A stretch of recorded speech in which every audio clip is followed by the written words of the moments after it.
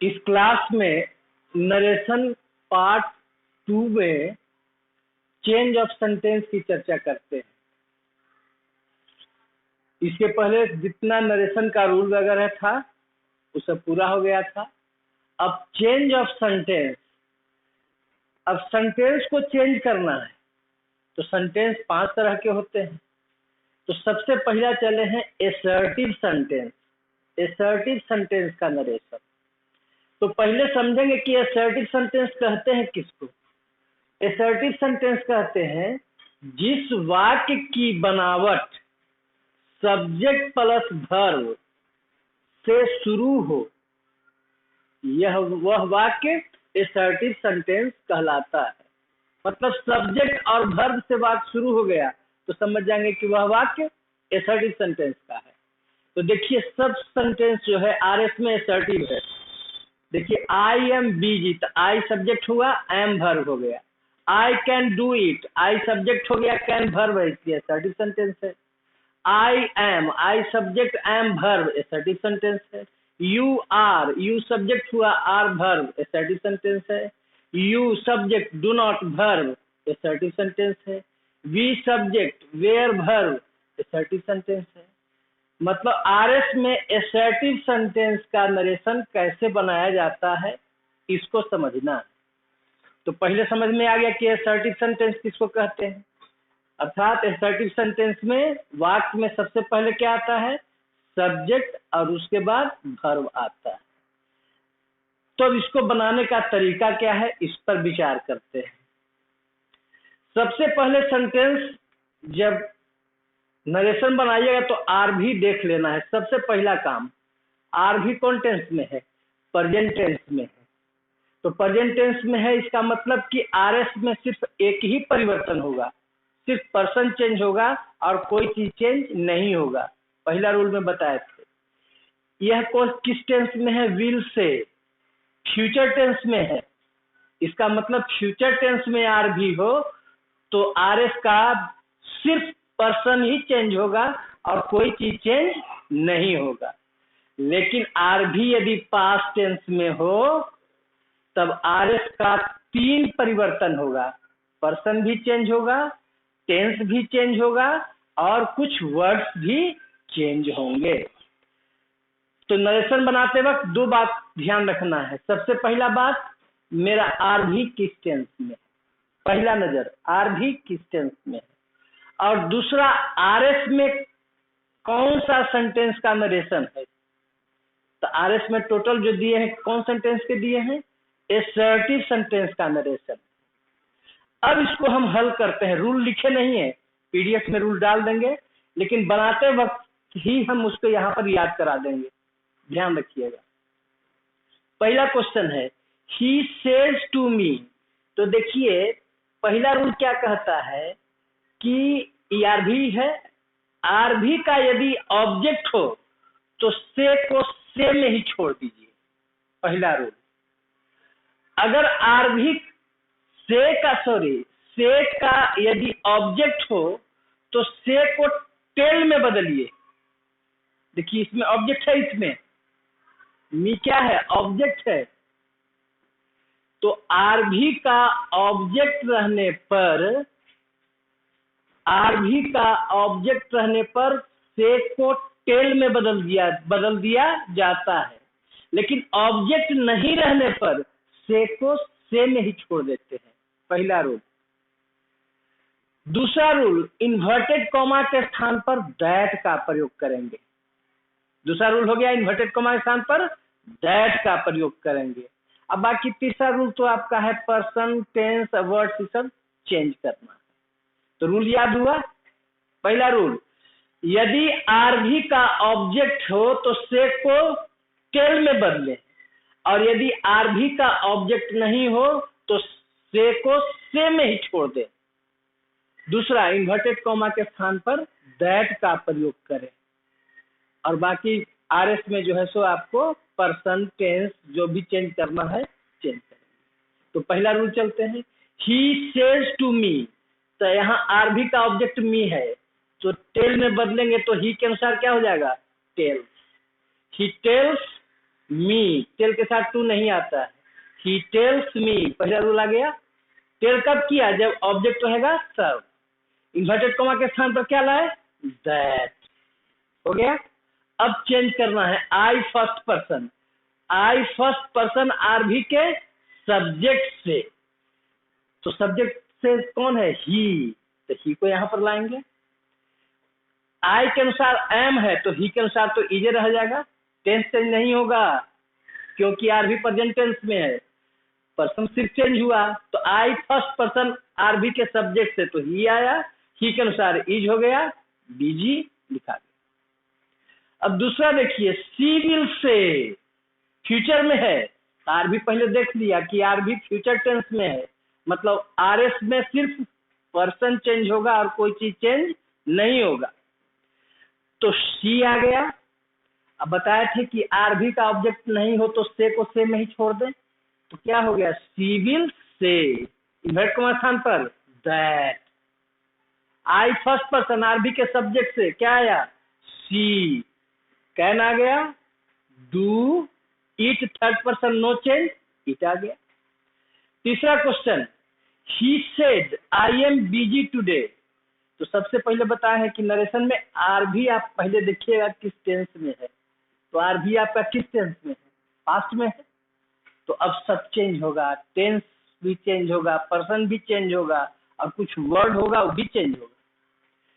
तो said, said का object नहीं है तो सेड को सेड में ही छोड़ देंगे, तो क्या लिखे? ही सेड, इन्वर्ट कॉमा स्थान पर दैट।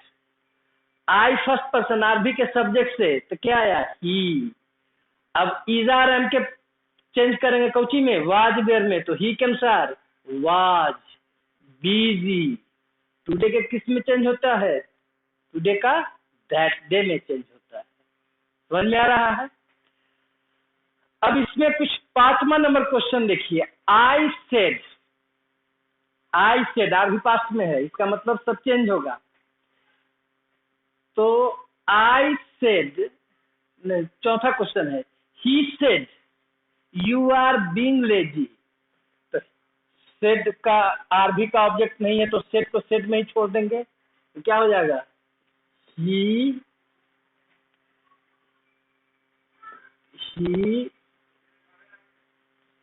सेड, इन्वर्ट कॉमा स्थान पर दैट। अब देखिए यू कौन पर्सन? यू कौन person? Second person. Second person किससे चेंज होगा? आर भी के ऑब्जेक्ट से। तो ऑब्जेक्ट नहीं है तब यहां पर ध्यान रखना, सेकेंड पर्सन हो और आर भी का ऑब्जेक्ट नहीं हो तो देखना कि सब्जेक्ट कौन है, तो सब्जेक्ट है ही, थर्ड पर्सन का है, तो थर्ड पर्सन का सब्जेक्ट रहेगा तो यहाँ पर ऑब्जेक्ट के रूप में मी मानना होगा। क्या मानेंगे? मी। मी कब मानेंगे? जब आर भी का सब्जेक्ट थर्ड पर्सन का हो, तो जब मी यहाँ पर मान लेंगे, उसको लिखने की जरूरत नहीं है, मान लेना है सिर्फ। मी मानेंगे तो मी के अनुसार यू को चेंज करेंगे तो क्या आएगा? यू सब्जेक्ट के रूप में है तो आई आ जाएगा, इज आर एम के वाज वेयर बीइंग लेजी, तो यहां पर आई कैसे आया? यू का ही समझ में आया। अगर सेकेंड पर्सन हो और आर भी का ऑब्जेक्ट नहीं हो तो मी कब मानते हैं? जब आर भी का सब्जेक्ट थर्ड पर्सन का हो। अब 5वां नंबर क्वेश्चन देखिए, आई सेड, आर भी का ऑब्जेक्ट नहीं है तो सेट को सेट में ही छोड़ देंगे, तो क्या हो जाएगा? आई सेड, इन्वर्ट कॉमा स्थान पर दैट। अब यू सेकेंड पर्सन आर भी के ऑब्जेक्ट से, तो ऑब्जेक्ट नहीं है, तो देखिए सब्जेक्ट कौन है? फर्स्ट पर्सन का है। इसमें थर्ड पर्सन का था तो थर्ड पर्सन का था तो मी माने थे, लेकिन फर्स्ट पर्सन का रहेगा तो हिम मानिएगा। क्या मानेंगे? हिम। हिम कब मानेंगे? जब आर भी का सब्जेक्ट फर्स्ट पर्सन का हो। तो जब हिम मान लिए तो यू को चेंज करेंगे तो हिम से तो ही आ जाएगा, और डू नॉट के पास्ट टेंस क्या हो जाएगा? Did not help. Did not के बाद वर्ब पहले रूप में आएगा।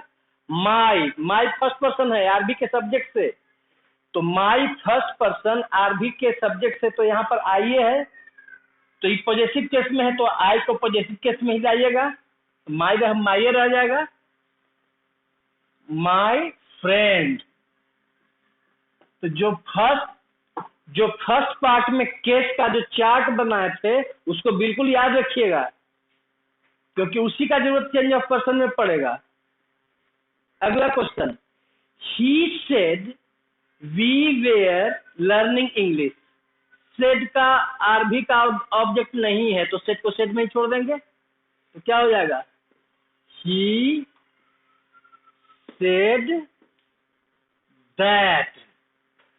अब वी फर्स्ट पर्सन आरबी के सब्जेक्ट से, फर्स्ट पर्सन आरबी के सब्जेक्ट से, तो ये वी प्लूरल है, ही यहाँ पर सिंगुलर है, तो हमको क्या करना होगा, वी को चेंज करने जाएंगे ही से, तो ही को प्लूरल बनाना होगा, क्योंकि वी प्लूरल है। तो ही का प्लूरल क्या होता है, दे होता है। ही, सी, इट या किसी का नाम हो, इस सब का जो प्लूरल होता है वो दे होता है। तो तब दे के अनुसार चेंज करेंगे तो दी के जगह पर क्या आ जाएगा, दे। कैसे दे आया, समझ में आया, क्योंकि वी प्लूरल था तो ही से चेंज किए, तो इसको भी प्लूरल बनाना होगा, तो ही का प्लूरल दे, इसलिए यहाँ पर दे लिखे। अब वाज वेयर को किस चीज में चेंज करेंगे, देखिए पास्ट कंटिन्यूअस, दूसरा वेज है पास्ट कंटिन्यूअस, तो पास्ट कंटिन्यूअस को कहाँ चेंज करते हैं, पास्ट परफेक्ट कंटिन्यूअस में। तो वाज वेयर का क्या हो जाएगा, पास्ट परफेक्ट कंटिन्यूअस में हैड बीन, वाज वेयर का हैड बीन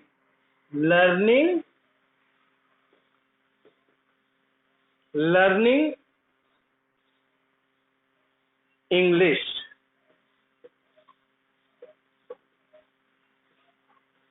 तो रूल तो आपको याद हो गया होगा, ऐसे पीडीएफ देंगे, लेकिन रूल समझ लीजिए फिर से एक बार कि आरभी का यदि ऑब्जेक्ट हो तो से को टेल में बदलें, यदि आरभी का ऑब्जेक्ट नहीं हो तो से को से में ही छोड़ दें, बस यही बात था।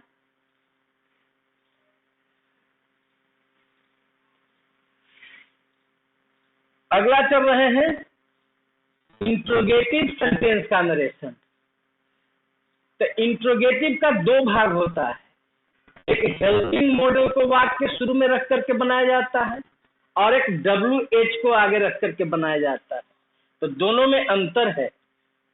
तो जैसे देखें इंट्रोगेटिव सेंटेंस का नरेशन, पहला है कि यदि इंट्रोगेटिव वाक्य हेल्पिंग या मॉडल ऑक्सिलरी वर्ब से शुरू हो। रूल नहीं लिखे, रूल यहीं पर आपको याद करा देंगे, पीडीएफ में देंगे तो पूरा रूल रहेगा। क्वेश्चन है, he said to me are you busy, are you yourself. तब देखिए इसका पहला रूल क्या है कि आरभी को आस्क में बदलिए। पहला रूल, यदि इंट्रोगेटिव वाक्य हेल्पिंग या मॉडल वर्ब से शुरू है, देखिए सब शुरू हुआ है, are you, can I, will you, be, सब हेल्पिंग वर्ब या मॉडल ऑक्सिलरी वर्ब से शुरू हुआ है। तो पहला रूल याद हुआ, पहला रूल आरभी को मतलब सेड को आस्क में बदलिए। तो सेड पास्ट में है तो आस्क को पास्ट में करेंगे तो आस्क्ड हो गया, आस्क के साथ टू नहीं लगता है तो क्या हुआ, ही आस्क्ड मी। तो पहला रूल हुआ आरभी को आस्क में बदलिए। दूसरा रूल आया, इन्वर्टेड कॉमा के स्थान पर इफ लिखिए या वेदर लिखिए, इफ या वेदर, दूसरा रूल हुआ। और तीसरा रूल है जो इंट्रोगेटिव वाक्य है उसको एसर्टिव में चेंज कर देना है। तो एसर्टिव में चेंज करने का मतलब क्या होता है कि जैसे बताए हैं कि जिस वाक्य की बनावट सब्जेक्ट प्लस वर्ब से शुरू हो तो उसमें क्या करेंगे, सब्जेक्ट को पहले लाया जाता है। तो अब इसके रूल के अनुसार फिर से रूल समझिए, आरभी को क्वेश्चन में बदलेंगे आस्क में, इन्वर्टेड कॉमा के स्थान पर इफ लिखिए चाहे वेदर, और इंट्रोगेटिव वाक्य को एसर्टिव में चेंज कर देना। तब इस पहला हल किया जाए, ही सेड यहाँ पर हो गया आस्क्ड, ही इन्वर्टेड कॉमा स्थान पर इफ या वेदर। अब इसको असर्टिव में करेंगे तो क्या हो जाएगा, यू पहले आ जाएगा, तो यू सेकंड पर्सन आरवी के ऑब्जेक्ट से, सेकंड पर्सन किससे चेंज होता है, आरवी के ऑब्जेक्ट से, तो जाएगा आई आ जाएगा, क्योंकि यू सब्जेक्ट के रूप में है तो मी को भी हमको सब्जेक्ट के रूप में लाना होगा, तो मी का सब्जेक्ट क्या हो जाता है, आई हो गया। इजारम का वाज वेयर, तो आई के अनुसार वाज, तो सब्जेक्ट वर्ब आ गया, इसका मतलब असर्टिव सेंटेंस में चेंज हो गया।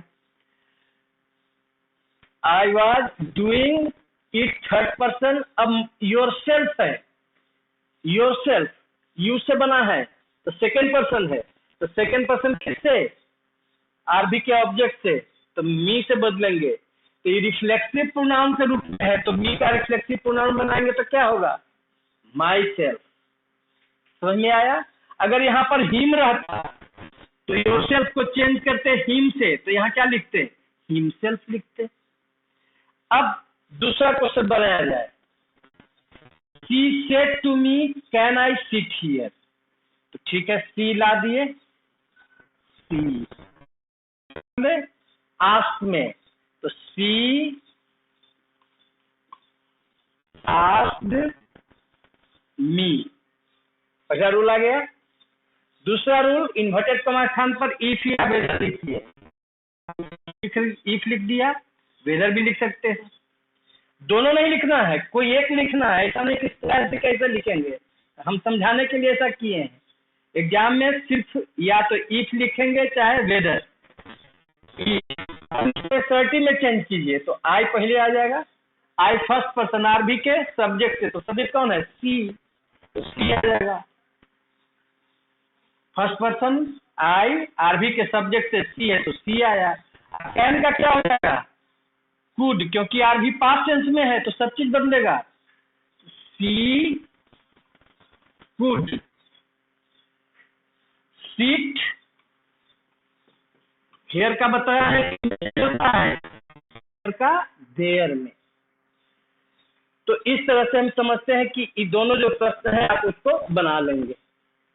फिर से रूल समझ लीजिए, जब इंट्रोगेटिव वाक्य से शुरू हो, हेल्पिंग वर्ब या मॉडल ऑक्सिलरी वर्ब से, तो पहला रूल क्या है, आरबी को आस्क में बदलेंगे, इन्वर्टेड कॉमा के स्थान पर इफ लिखिए चाहे वेदर, आई जो इंट्रोगेटिव वाक्य है उसको असर्टिव में बदलना है, तो असर्टिव में बदलने का मतलब पहले सब्जेक्ट आना चाहिए उसके बाद वर्ब आना चाहिए। तो हम आशा करते हैं कि आप ये दो जो क्वेश्चन आ रहे हैं इसको आप हल कर लेंगे। बी में है इंट्रोगेटिव में ही, यदि इंट्रोगेटिव वाक्य WH से शुरू हुआ हो, तो WH का मतलब क्या होता है, when, what, where, how, why, इसको WH कहते हैं शॉर्ट फॉर्म में, और फुल फॉर्म में इसको क्वेश्चन वर्ड कहा जाता है। अब इसमें हमने कुछ 3 क्वेश्चन लिए हैं, तो देख रहे हैं कि WH से आया है, तो पहला रूल क्या है, आरबी को आस्क में बदले, मतलब हेल्पिंग मॉडल वाला ही रूल था, तो आरबी को पहला रूल क्या हुआ, आरबी को किस में बदले, आस्क में, ठीक है। इन्वर्टेड कॉमा के स्थान पर कोई शब्द नहीं रहा, जो WH रहेगा उसी को निकाल लेंगे। अब उसके बाद जो बचेगा उसको असर्टिव में बदलेंगे, तो असर्टिव में बदलेंगे तो क्या हो जाएगा, यू आर सैड। फिर से रूल समझ लीजिए, WH में पहला रूल, आरबी को आस्क में बदलेंगे तो क्या हो गया, ही आस्क्ड, आस्क के साथ टू नहीं लगता है, he asked Radha. Inverted comma स्थान पर किसी शब्द का प्रयोग नहीं किए, जो WH है उसको निकाल दिए, तो WH कौन था, वाई, तो वाई निकाल दिए। अब बचा आर यू सैड, तो इसी को असर्टिव में चेंज कर दीजिए, तो यू आर सैड हो जाएगा, तो यू सेकेंड पर्सन आरबी के ऑब्जेक्ट से, तो ऑब्जेक्ट कौन है, राधा, तो राधा लाई क्या लिखिएगा, सी लिखेंगे, तो क्या आ जाएगा, यू के जगह पर क्या आ गया, सी, इजारम के वाज वेयर, तो सी के अनुसार वाज, तो देखिए तो सब्जेक्ट प्लस वर्ब हो गया, तो असर्टिव हो न गया। तो WH लिख करके क्या करना है, जो बचेगा उसको SRT में करेंगे। तो SRT में करने का मतलब सब्जेक्ट पहले और वर्ब उसके बाद। दूसरा क्वेश्चन देखिए, शी सेड टू मी, तो क्या हो जाएगा, she asked me, she asked me. WH how है, हाउ निकाल दिए, बचा कितना, शैल आई डू इट, तो इसको SRT में चेंज करेंगे, तो आई पहले आ जाएगा। SRT में चेंज करने का मतलब सब्जेक्ट पहले आना चाहिए, तो आई सब्जेक्ट है, आई फर्स्ट पर्सन, RV के सब्जेक्ट से क्या आएगा, सी आएगा, सी आ गया।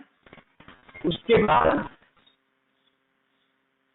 सी आया, और उसके बाद शैल विल को किसने चेंज करने के लिए बताए थे, वुड में, तो she would do it, it third person, no change. अब तीसरा वाक्य देखिए, Rahul said when will you go, Rahul asked, पहला रूल आ गया, इन्वर्ट कॉमा के स्थान पर किसी शब्द का प्रयोग नहीं करना है, WH निकाल दिए, व्हेन आ गया। अब बचा विल यू गो, तो इसको SRT में चेंज करेंगे, तो यू पहले आएगा, सेकंड पर्सन RV के ऑब्जेक्ट से, तो ऑब्जेक्ट नहीं है, तो क्या बताए थे, सब्जेक्ट देखेंगे, सब्जेक्ट यदि थर्ड पर्सन का हो तो मी मानेंगे, तो मी माने तो क्या आ गया, आई आ गया।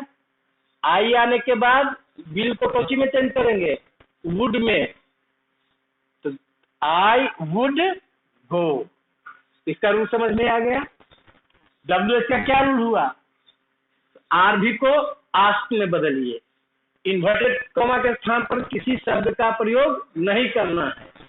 WH जो होगा उसको पहले निकाल के लिख देंगे, और WH के बाद जो भी बचेगा उसको SRT में चेंज करते हुए उसका पर्सन टेंस या शब्द चेंज करेंगे। तो इंट्रोगेटिव सेंटेंस किसको कहते हैं, जिस वाक्य से प्रश्न पूछा जाए वह वाक्य इंट्रोगेटिव सेंटेंस कहलाता है। इंट्रोगेटिव दो भाग में था, एक हेल्पिंग मॉडल से वाक्य शुरू होगा और एक WH से शुरू होगा। तो इस तरह से इंट्रोगेटिव सेंटेंस का नरेशन समाप्त होता है।